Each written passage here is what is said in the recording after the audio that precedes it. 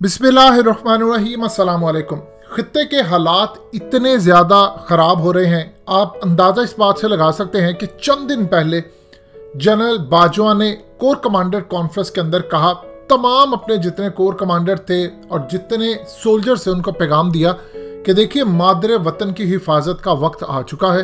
दुश्मन आपके सर पर आकर खड़ा है और अब आपको जवाब देना है और आप तैयार रहें वतन के दिफा के लिए। जनरल बाजवा आम रूटीन के अंदर इस तरह की गुफ्तगू नहीं करते और ना आम रूटीन के अंदर कोई भी पाकिस्तान का आर्मी चीफ इस तरह की गुफ्तगू करता है कि मादरे वतन के दिफा का वक्त आ चुका है। अब ये वो मामला था कि जब चाइना ने अपना आखिरी बैच भेज दिया गुड्स का। अब ये देखिए कि चाइना ने पाकिस्तान के आर्मी चीफ के बयान के बाद चाइना के अंदर सेंट्रल मिलिट्री कमीशन की मीटिंग हुई और इस मीटिंग के अंदर चाइना के प्रेसिडेंट शी जिनपिंग आए और उन्होंने आकर अपने सोल्जर्स, आर्मी और इन सबको, पहले तो उन्होंने एक दफ़ा मीटिंग हुई थी तो ये बात कही थी कि आप पूरी तरह अलर्ट रहें। उनकी एयरफोर्स, उनकी नेवी और उनकी ग्राउंड फोर्स, रॉकेट फोर्स, सबको कहा था कि आप रेड अलर्ट रहें। मज़ीद डिस्कस करने से पहले इस वीडियो को लाइक करें, हकीकत टीवी को सब्सक्राइब करें और बेल आइकन पर ज़रूर क्लिक करें। लेकिन अब उन्होंने आकर जो बात की है, इससे आप अंदाज़ा कर लें लड़ाई किस तरफ जा रही है। उन्होंने आकर कहा है कि तमाम की तमाम जितनी मिलिट्री फोर्सेस है वो जंग जीतने के लिए तैयार रहें। यानी जंग जीतने के लिए तैयार रहने का मतलब ये है कि आपने जंग की तैयारी तो आपने कर ली है, अब जीतने के लिए आप ट्रेनिंग करें, अपने आप को इम्प्रूव करें। वक्त हमारे पास कम है, हालात खित्ते के बहुत ज़्यादा ख़राब हो रहे हैं और आपने जल्द अज जल्द अपने आप को विनिंग पोजीशन पर लेकर आना है और पूरे का पूरा फोकस आपका जंग जीतने पर होना चाहिए।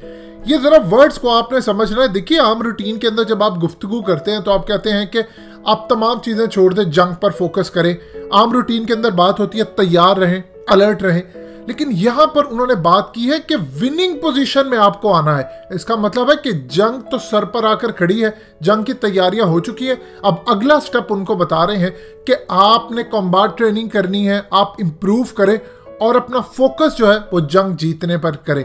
ये बात उन्होंने तब की है जब उन्होंने लास्ट बैच रवाना कर दिया और फिर जनरल बाजवा ने बात की। ये चीज़ों को आपको समझना है। देखिए एक दफ़ा सोल्जर चला जाता है तो उसके बाद आप उसको ये नहीं कहते कि जंग की तैयारी करें, जंग के महाज पर, आप फिर उसको कहते विन, यानी विनिंग पोजीशन में तुम होना चाहिए, इसको जीत कर आना। इंडिया की इंटेलिजेंस एजेंसी की एक रिपोर्ट है जो कि बहुत ही ज्यादा उनको लगता है कि खतरनाक है। पाकिस्तान के लिए तो ये खुशाइंद हो सकती है। ये रिपोर्ट अभी तक मंजर आम पर कहीं नहीं आई। इंडिया की इंटेलिजेंस एजेंसियां कहती हैं कि पाकिस्तान इस वक्त बहुत अगली पोजीशन पर कुछ तैयारी कर रहा है जिसका हमें इदराक नहीं है। अब वो कहती हैं कि चाइना का यह ख्याल है कि अगर पाकिस्तान अपने जो आज़ाद कश्मीर वाली साइड है इससे थोड़ा सा आगे निकल जाता है अपनी फौजों और एयरफोर्स के साथ और जाकर वो जम्मू और कश्मीर जो इंडिया के पास है वहाँ से कुछ इलाके पर कब्जा कर लेता है तो उसके बाद चाइना पूरी तरह लद्दाख और दूसरी जगहों पर हमला कर देगा। इससे चाइना स्ट्रॉन्ग पोजीशन में आ जाएगा और पाकिस्तान अगर कुछ इलाकों पर कब्जा कर लेता है तो फिर चाइना का सी पैक जो असल में गिलगित बल्तिस्तान वाली साइड है वो सिक्योर हो जाएगा। आप इंडिया से बेहतरीन पोजीशन के अंदर आ जाएंगे और इंडिया से अपनी शराइत मनवा सकते हैं।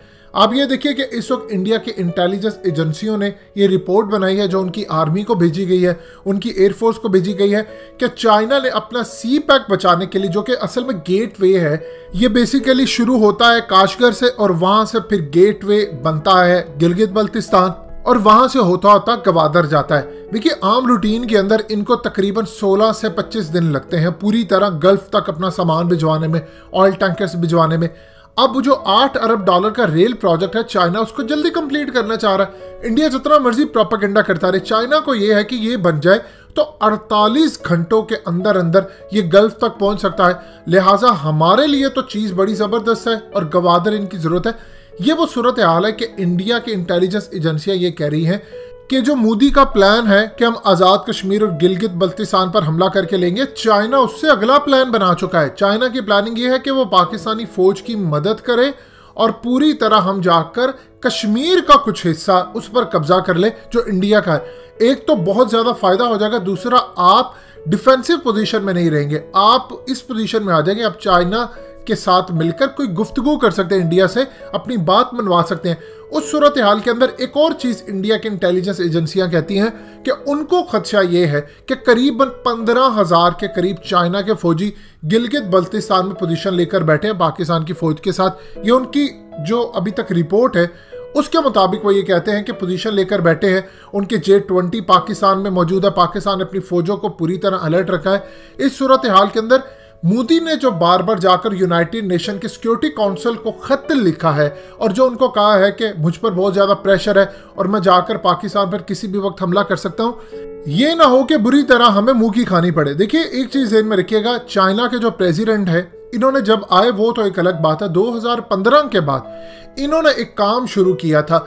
इन्होंने पूरी तरह अपनी एयरफोर्स को, अपनी रॉकेट फोर्स को, नेवी, हर चीज़ को इन्होंने कहा था कि आप जंग की तैयारी करें। और उन्होंने जो अपनी फोर्सेस को टाइम दिया हुआ था कि 2021 से लेकर 2023-24 तक, ये वो साल है जब आपको किसी भी वक्त जंग करनी पड़ सकती है। यानी आप जरा अंदाजा कर ले उनका लेवल क्या। उनके थिंक टैंक्स ने रिपोर्ट बनाई थी, उन्होंने तैयारी उसकी की।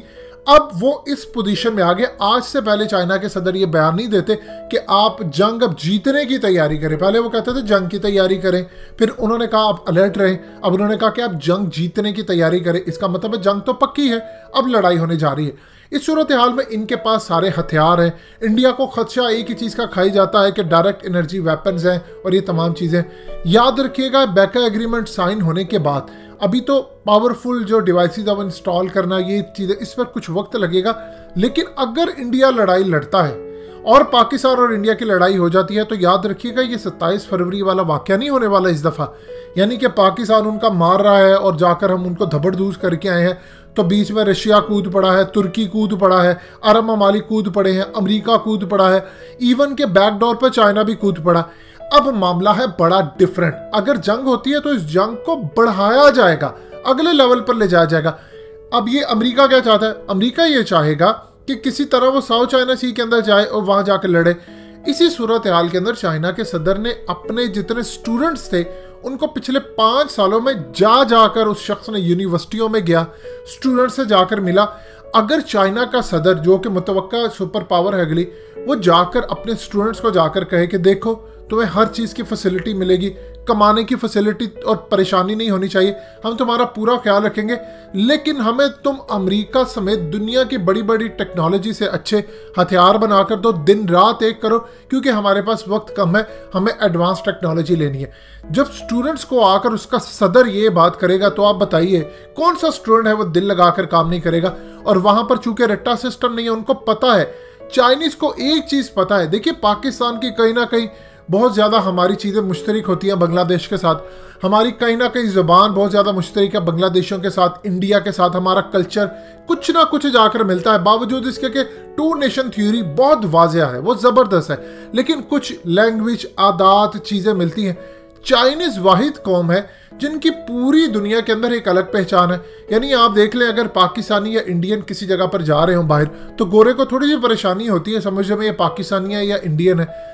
या कभी कभार आप ये देख लें कि नेपाली में भी फ़र्क करना कभी कभार मुश्किल होता है, क्योंकि कुछ ऐसे लोग हैं वहाँ पर उनकी भी शक्लें मिलती हैं, बहुत सारों की तो अलग आइडेंटिटी है।